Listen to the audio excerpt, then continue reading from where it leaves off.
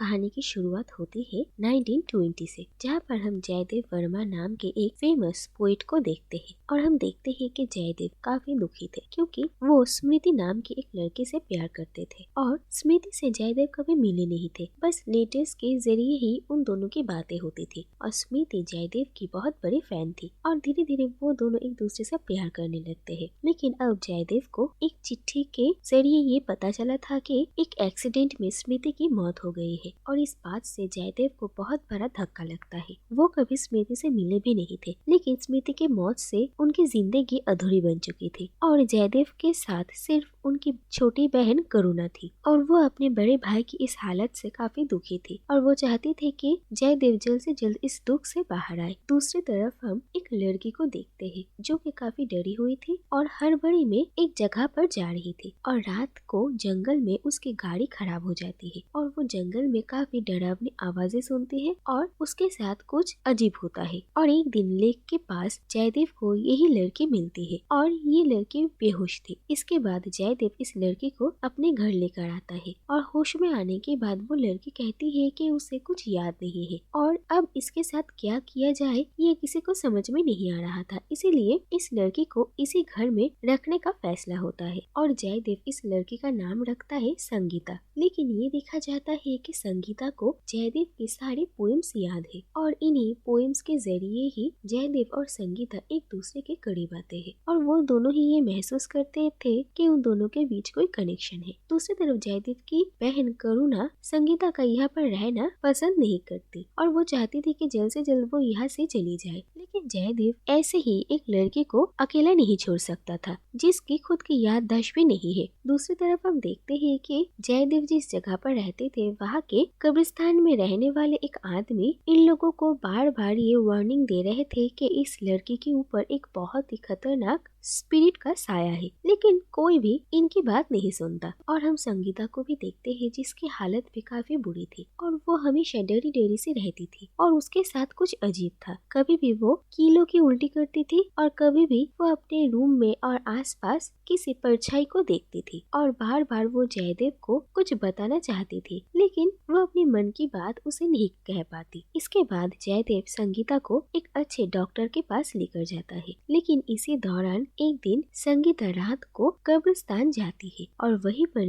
एक स्पिरिट संगीता को पोजेस कर लेती है और जयदेव जब संगीता को ढूंढकर निकालता है तब उसकी हालत बहुत बुरी थी और जयदेव को समझ में नहीं आ रहा था कि वो संगीता को ठीक कैसे करे। फिर वही कब्रिस्तान में रहने वाला आदमी जयदेव से मिलने के लिए आता है और कोई रास्ता ना देखकर जयदेव इसी आदमी का हेल्प लेता है और वो आदमी संगीता के अंदर से इस स्पिरिट को निकालने की बहुत कोशिश करता है, लेकिन उसे ये पता चलता है कि ये स्पिरिट काफी खतरनाक है और वो बदले की भावना रखता है। इसके बाद धीरे धीरे जयदेव को ये पता चलता है कि दरअसल संगीता का असली नाम है स्मृति और स्मृति वही लड़की है जिसे जयदेव प्यार करता था। और फिर जयदेव सारी सच्चाई पता लगाने के लिए स्मृति के पुराने घर में जाता है, जहाँ पर उसे पता चलता है कि जयदेव की छोटी बहन करुणा भी इससे पहले स्मृति के बारे में पूछने के लिए यहाँ पर आ चुकी है और ये बात जानकर जयदेव को बहुत हैरानी होती है। इसके बाद जयदेव घर वापस आता है और उसे पता चलता है कि उसकी छोटी बहन करुणा ने अपनी जान ले ली और ये बात जानकर जयदेव बिल्कुल टूट जाता है। लेकिन मरने से पहले करुणा ने जयदेव के लिए कुछ चिट्ठी छोड़कर गई थी और उन्हीं सारी चिट्ठियों को पढ़कर जयदेव को असलियत का पता चलता है। दरअसल जयदेव का एक फ्रेंड था अमर, वो दोनों बहुत दिनों से दोस्त थे,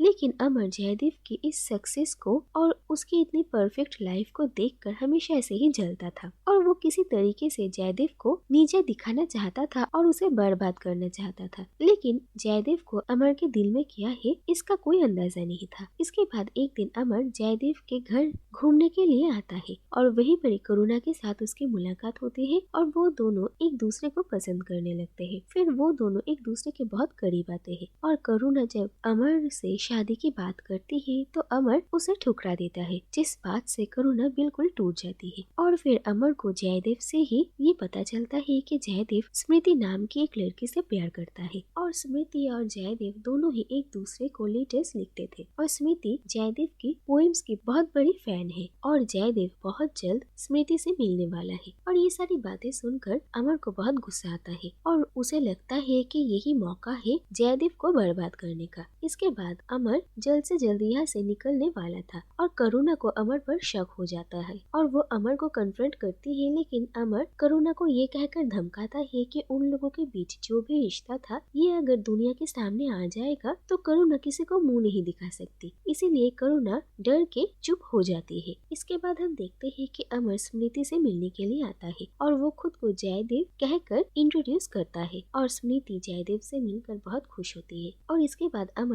स्मृति को अपने साथ जयदेव की एक फार्म हाउस लेकर जाता है जहाँ पर वो उसकी जिंदगी बर्बाद करने वाला था, लेकिन इससे पहले ही स्मृति को ये पता चल चुका था कि ये जयदेव नहीं, क्योंकि अमर को जयदेव की कोई भी कविताएं याद नहीं था। लेकिन ऐसा कैसे हो सकता है और स्मृति को इस पर शक होता है और आखिरकार अमर गुस्से में स्मृति को अपनी सच्चाई बता ही देता है और वो स्मृति के साथ बदतमीजी करने की कोशिश करता है, लेकिन स्मृति खुद को बचाने के लिए अमर को धक्का देती है और एक्सीडेंटली अमर की मौत हो जाती है और इस बात से स्मृति बहुत डर जाती है। इसके बाद उसी घर के केयरटेकर के हेल्प से स्मृति अमर की बॉडी को डंप कर देती है, लेकिन अमर की स्पिरिट स्मृति को नहीं छोड़ता और वो स्मृति को उसी घर में कैद करके रखता है और स्मृति कभी भी किसी से कांटेक्ट नहीं कर पाती थी। लेकिन इसके बाद ही स्मृति हिम्मत दिखाकर उस घर से निकलती है और उसके साथ बहुत बुरा होता है और स्मृति को जब पहली बार करुणा ने उनके घर में देखा था तो तभी उसे ये शक हुआ था कि ये उसके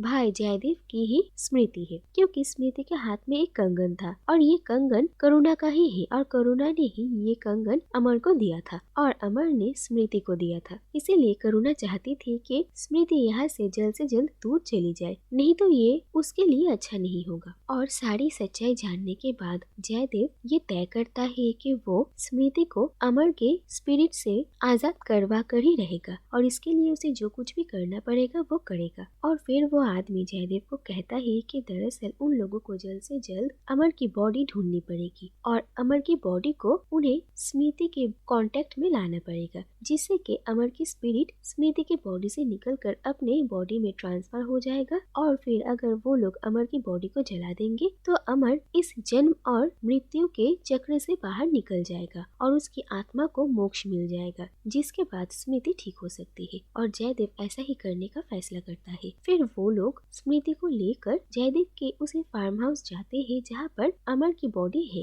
लेकिन स्मृति को ये पता नहीं चलना चाहिए कि वो लोग कहाँ जा रहे हैं, इसीलिए वो लोग स्मृति को बेहोश करते हैं और उसका चेहरा एक होली क्लॉथ से ढक दिया जाता है। लेकिन वो लोग जब अमर की बॉडी को ढूंढते हैं और स्मृति की बॉडी के साथ कनेक्ट करने की कोशिश करते हैं, तभी स्मृति के मुंह से वो कपड़ा हट जाता है और अमर की स्पिरिट को पता चल जाता है कि वो लोग क्या करने वाले हैं। इसीलिए स्मृति वहाँ पर मौजूद सभी को मार डालती है सिवाय जयदेव के और फिर वो वहाँ से भाग जाती है और जयदेव स्मृति को ढूंढने की बहुत कोशिश करता है और इसी दौरान जयदेव को अमर की स्पिरिट जख्मी कर देता है और जयदेव अमर को कहता है कि वो उसे मार डाले, क्योंकि स्मृति के बिना उसके जिंदा रहने का भी कोई मतलब नहीं। लेकिन अमर जयदेव को कहता है कि वो उसे नहीं मारेगा, क्योंकि वो उसे तड़पते हुए देखना चाहता है और अब अमर की स्पिरिट स्मृति के आत्मा को बहुत दूर लेकर जाना चाहता है। और इसके बाद ही हम देखते हैं कि जयदेव अमर की स्पिरिट को बातों में उलझाए रखता है